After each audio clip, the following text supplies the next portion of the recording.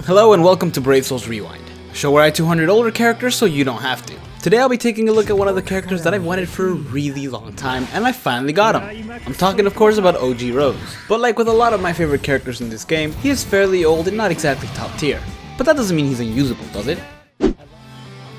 As always, I started off with a normal attack damage build, and I've gotta say it was really fun. His range and speed are great, and his stats aren't terrible. And I'm actually trying to find a butt for this build, but I can't really do it. It's just a really fun and actually usable build. And while his strong attacks may not do the most damage for this build, they're still usable for stunning. So I'm gonna say that this build is definitely still viable. That said, do keep in mind that I was at a severe advantage with an Arankar killer and attribute advantage.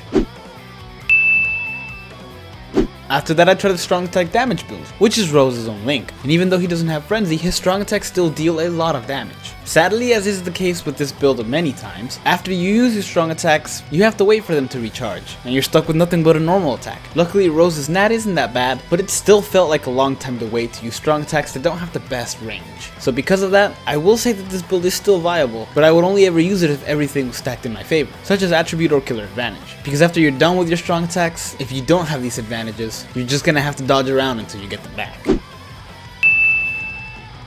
And that leaves us with a strong attack recharge build. And those of you who've seen this show in the past know that when the only problem in the strong attack damage build is the waiting, then this build is gonna be viable. You still have strong attacks with poor range, but at least you get to use them constantly, and you still have the extra 20% damage from your own link. Plus, since it's a recharge build and you get to use your strong attacks more often, it increases the possibility of inflicting paralysis on enemies. But like with the other builds, I would also say have some sort of advantage in this build.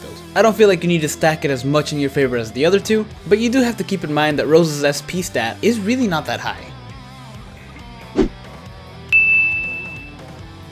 Overall, this is still a great character to use, and in all honesty, some sort of hybrid build would be the best for him since his nat is actually really good. That said, remember to pick your battles.